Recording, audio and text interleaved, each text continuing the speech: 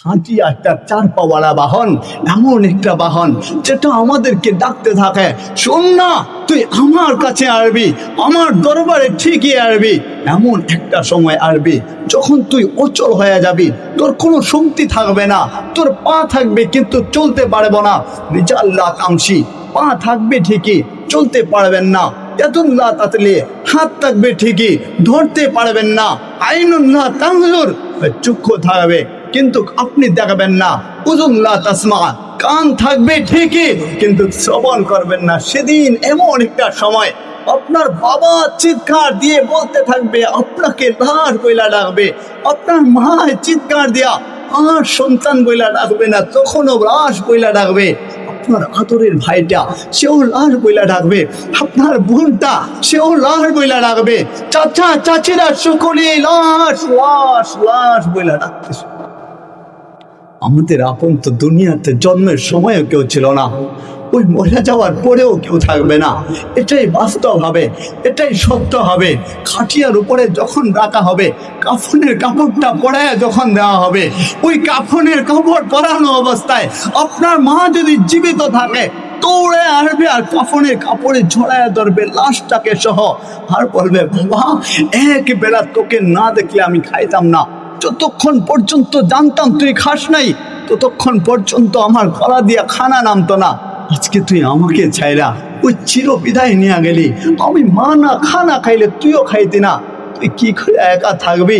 আমি মাকে না দেখলে তুই সহ্য করতে পারিস না। আজকে আমাকে চাইরা একা একা ওই খবরে, যেখানে আলো নাই, যেখানে বাতি নাই, বিছানা নাই, সেখানে কি করে থাকবি? আপনার মা কান্না করবে, বাবা কান্না করবে, স্বজনরা কান্না করবে, বন্ধু বান্ধবেরা কান্না করবে। দুনিয়ায় তখন কোনো নেতার ক্ষমতা চলবে না, কোনো কোনো কোনো ক্ষমতাসীনের ক্ষমতা চলবে না। যে যা থাপড় দেখায় কেন, কোনো থাপড় চলবে না। কারণ 5 দিন পরে 7 দিন পরে ওই খবরে রাইখা আসার পরে যদি তোলা হয়, তখন নেতার ঘ্রাণ আর থাকবে না, তখন শুধু হাড্ডি থাকবে। আর আপনার শরীরের মাংস যেটা আছে, ওইটাকে মাটি ভক্ষণ করে ফেলবে। ওই তো মালিক বলে, মিনহা খালাকনাকুম ওয়া ফিহা নুঈদুকুম ওয়া মিনহা নুখরিজুকুম তারাতান উখরা। যে মাটি থেকে তোমাকে বানানো হয়েছে, আমাকে বানানো হয়েছে, ওই মাটির ভিতরে আমাদেরকে রাখা হবে, ওই মাটি থেকে আমাদেরকে তোলা হবে। অতঃপর আল্লাহর দরবারে চলে যাবো, আল্লাহর দরবারে। আমাদের যাওয়ার কোন জায়গা নাকি আছে কোনো জায়গা? আপনি আসমানে যাবেন, মালিক ডাক দেয়া বলে, ইল্লা বিসুলতান। সেখানেও রাজত্ব ডাকার, চিৎকার দেয়া বলেন, কার? সকলে বলেন না, ওইখানে রাজত্ব কার? আপনি জমিনে যাবেন, মালিক ডাক দেয়া বলে, ইল্লা বিসুলতান। সেখানেও রাজত্ব মালিকের। পাহাড়ের ভিতরে যাবেন তো মালিক ডাক দেয়া বলে, ইল্লা বিসুলতান। সেখানেও রাজত্ব মালিকের। আপনি সমুদ্রের অতল গর্ভে যাবেন তো মালিক ডাক দেয়া বলে, ইল্লা বিসুলতান। সেখানেও রাজত্ব মালিকের। আপনার ভাগার কোনো জায়গা নাই। কোরআন আমাদেরকে ডাইকা বলে, আইনাল মাফার, কোথায় আপনি ভাগবেন? যেখানে চাইবেন সেখানে ওই মালিকের রাজত্ব। আপনার যদি গুনাহের কাজ করতে মনে চায়, দুনিয়া চাইরা চলে যান, আল্লাহর জমিন চাইরা অন্য জায়গায় যায় গুনাহের কাজ করেন, কোনো সমস্যা নাই। তো যাবেন কোথায়? আল্লাহর জমিন চাইরা যাবেন। তাই আসেন, ভাবেন যে আমাদের সমগ্র কিছু, সমগ্র গুনাহ, সমগ্র আমল, প্রত্যেকের নিজেদের সম্পর্কে ভালো করে জানি। আজকে ওয়াদা করব, আজকে যেহেতু এখানে একত্রিত হয়ে গেছি, এই গভীর রাতে আরামের বিছানা চাইরা যেহেতু চাটাইয়ের উপর বৈশা গেছি, তাইলে খালি হাতে যাবো তো যাবো কি করে? কেন খালি হাতে যাব? ওই মালিকের কাছ থেকে কিছু নিয়ে যেতে চাই, রাজি আছেন কিনা? গুনাহকে মাফ করায় ওই মালিকের দরবারে যাব। অনেকের বাবা নাই, বাবা মরে গেছেন, কবরের বাসিন্দা হয়েছেন। অনেকের মা নাই, হয়তো মরে গেছেন, ওই কবরের বাসিন্দা হয়েছেন। বাবার স্মৃতিটা মনে পড়ে যায়, মায়ের স্মৃতিটা মনে পড়ে যায়, ভাই বোন যাদের চলে গেছেন স্মৃতিগুলা মনে পড়ে যায়, বন্ধু বান্ধব যাদের চলে গেছেন স্মৃতিগুলা মনে পড়ে যায়। যারা কবরের মধ্যে আছেন, আমাদের অনেকের উস্তাদগণ কবরে আছেন, সকলের জন্য দোয়া করার দরকার আছে না নাই? চিৎকার দিয়ে বলেন, আছে না নাই? আমরা তো রয়েই গেলাম, আমাদের যে গুনাহ আছে ওই গুনাহ নিয়ে কি করে কবরে যাব? গুনাহকে মাফ করানোর দরকার নাই? কি বলেন? ওই গুনাহকে মাফ করায়া ওই মালিকের দরবারে পবিত্র হইয়া দুনিয়া ছেড়ে যাব। আউয়ালুন নাস আউয়ালু নাসিন, প্রথম মানুষ প্রথম ভুলকারী। মানুষ মাত্রই ভুল হয়ে যায়। আপনার আমার প্রত্যেকেরই ভুল আছে, কিন্তু মালিক বলে শয়তান যখন ডাকছিল আদম আলাইহিস সালামকে সেজদা দেয় নাই, মালিক শয়তান হিসাবে বানাইছে। শয়তান বলছিল, মালিক আপনি আমাকে জাহান্নামী বানাইছেন, তাও চিরস্থায়ী জাহান্নামী বানাইছেন, আমি একা জাহান্নামে যাব না, আপনার বান্দাদেরকে সঙ্গে নিয়ে জাহান্নামে যাব। বলে কি কইরা তুই যাবে? শোনো, আমি জাহান্নামে একা যাব না, ডান দিক থেকে বাম দিক থেকে সামন থেকে পিছন থেকে চতুর্মুখী আক্রমণ কইরা আপনার বান্দাদের ভিতরে যায় ঢোকা গুনাহের দিকে আকৃষ্ট কইরা পাপিষ্ঠ বানায়া আপনার ওই জাহান্নামের মধ্যে নিয়ে যাব, একা যাব না। তো মালিক বলে যা করতে পারিস কর না, কোনো সুবিধা নাই। অনুমতি দেয়া দিচ্ছেন, আদম আলাইহিস সালামকে ডাক দিচ্ছেন, আদম তাল ইয়া আদম। আদম আলাইহিস সালাম আসছেন, কি রব্বে জালিল বলে, শোনো তোমার পুত্রগণকে আমার বান্দাদেরকে শয়তান চতুর্মুখী আক্রমণ করবে, চারদিকে আক্রমণ করবে, কোনো অসুবিধা নাই। উপরের দিকটা আমি মালিক খালি রেখা দিলাম, নিচের দিকটা ফাঁকা রেখা দিলাম। উপরের দিকে হাতটা তুলবে, নিচের দিকে সাজদায় পড়ে যাবে, আর চোখের পানি জড়ায়া জমিনের মধ্যে পড়তে দেরি হবে।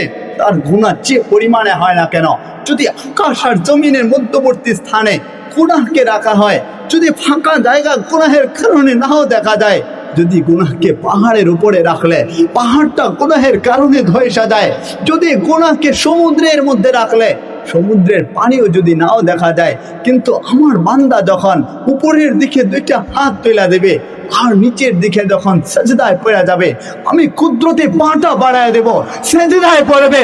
কুদরতি পায়ের মধ্যে যখন চোখের পানিটা পড়বে, চোখের পানি পড়তে দেরি হবে, আমি মালিক ও জীবনের সমগ্র গুনাহকে মাফ করতে দেরি করব, আল্লাহ মাফ করে দিবেন। আর দোয়া মুখলে ইবাদা, দোয়া হচ্ছে ইবাদতের মাগাজ। আমরা মালিকের দরবারে সকলের জন্য দোয়া করব।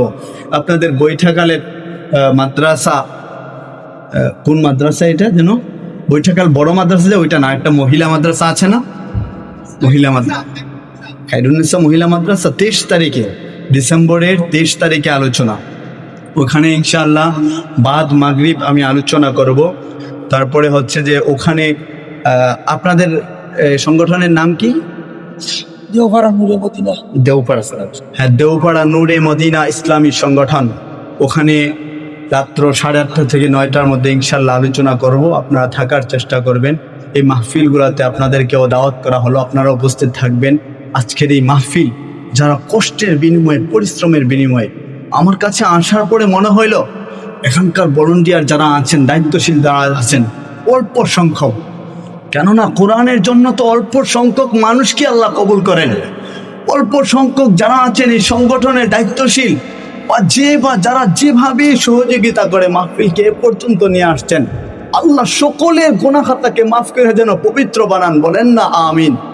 আমাদের সমগ্র যুবক ভাইদেরকে যেন আল্লাহ কবুল করেন, মঞ্জুর করেন, বলেন আমিন। এই মাহফিলের আয়োজন কমিটি সহ আপনারা যারা উপস্থিত হয়েছেন, আমার আলোচনার আওয়াজ যতদূর পর্যন্ত পৌঁছেছে, আমাদের মা বোনরা যারা আছেন, আমি আশাবাদী সকলে দোয়ায় সামিল হইবেন আর মালিকের দরবারে চোখের পানি ঝরাইবেন।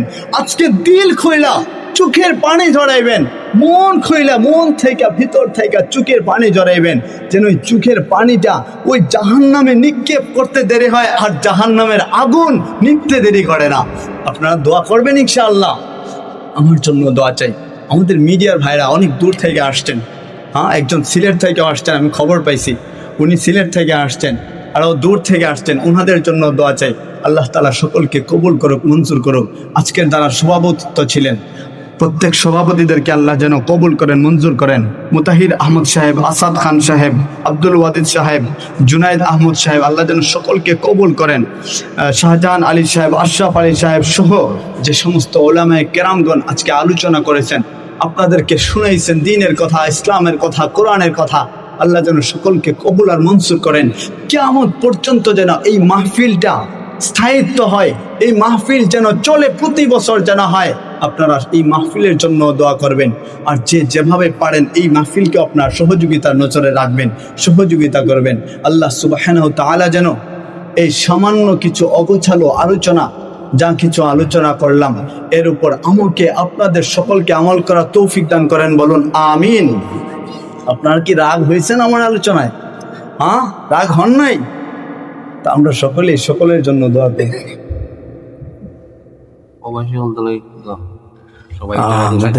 আমাদের প্রবাসী ভাইয়েরা প্রবাসে থাকে, এই 2-1 মিনিট নষ্ট করি আপনাদের। কি পরিমাণের কষ্ট না প্রবাসী, যারা গেছে প্রবাসে ওনারা জানে যে কত কষ্ট প্রবাসীদের হয়। যারা প্রবাসে থাকে ওনারা জানে, ওনাদের ভিতরটা ফাইটা যায়। বলে ঈদের সময় যখন আসে বাড়িতে ফোন দেয়া, বলে মা শোনো না, আজকে গরুর কলিজা দেয়া খাইলাম, মাছের কলিজা খাইলাম, মূল তো কিছুই খায় নাই। বলে ঈদের সময় ঈদের জামাতটা পয়রা ঘুমায় থাকে। কোরবানি ঈদের সময় আসে, গোশত পর্যন্ত পায় না, যদিও গোশতের রাজ্য হয় না কেন, গোশত পর্যন্ত পায় না, খায় না। ওই প্রবাসের মধ্যে ওনারা কষ্ট করে আমাদের বাঙালি জাতির জন্য, আমাদের জন্য ওনারা পরিশ্রম করে, রেমিটেন্স আমাদেরকে পাঠায়। আমরা ওইটা দিয়ে চলি। বহিরা বিশ্ব থেকে আমদানি রপ্তানি করা হয়, ইম্পোর্ট এক্সপোর্ট করা হয়, ওইগুলা থেকেই। তা আমরা ওনাদের জন্য বিশেষ করে দোয়া করবো, যারা সহযোগিতা করছেন ওনাদের জন্য দোয়া করবো।